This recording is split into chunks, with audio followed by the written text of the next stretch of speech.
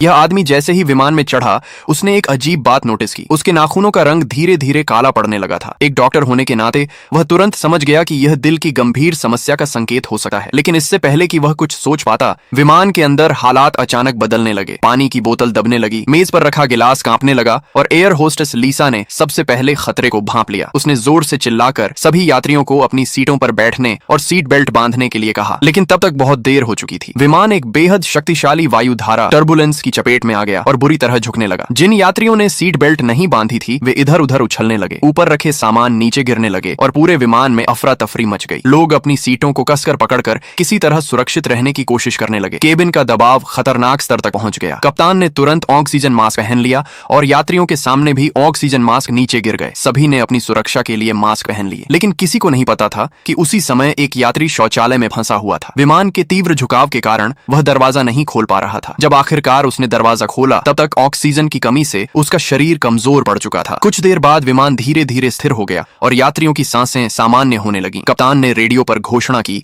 कि तेज वायुधारा के कारण विमान की एयर कंडीशनिंग प्रणाली क्षतिग्रस्त हो गई थी, जिससे केबिन में दबाव संबंधी आपात स्थिति पैदा हो गई। उन्होंने तुरंत विमान की ऊंचाई कम कर दी, जिससे स्थिति सामान्य हो गई। तभी लीसा को शौचालय के पास बेहोश पड़ा यात्री मिला। उसने तुरंत उसे ऑक्सीजन मास्क पहनाया। सौभाग्य से ज्यादा देर तक ऑक्सीजन की कमी न होने के कारण वह खतरे से बाहर था। जब सभी को लगा कि अब सब ठीक है, तभी एक सूट पहने यात्री अचानक सांस लेने में तकलीफ महसूस करने लगा और गिर पड़ा। लीसा तुरंत उसकी मदद के लिए पहुंची और रेडियो पर पूछा कि क्या विमान में कोई डॉक्टर मौजूद है। डॉक्टर दा शान और निक नाम का एक अन्य यात्री तुरंत मदद के लिए आगे आए, लेकिन उस व्यक्ति की हालत लगातार बिगड़ती जा रही थी। अचानक उसके मुंह से खून निकलने लगा और उसे भयंकर दौरे पड़ने लगे। निक ने आपातकालीन उपचार शुरू किया, जबकि दा शान कृत्रिम श्वसन देने लगे, मगर उनकी सारी कोशिशें नाकाम रहीं। कुछ ही देर में उस व्यक्ति ने दम तोड़ दिया। स्थिति को संभालने और यात्रियों में घबराहट फैलने से रोकने के लिए चालक दल ने मृत यात्री के शव को विमान की ऊपरी मंजिल पर ले जाकर एक सीट से बांध दिया। इसके बाद दा शान की पत्नी अपने पति को लेकर चिंतित हो गई। उसे डर था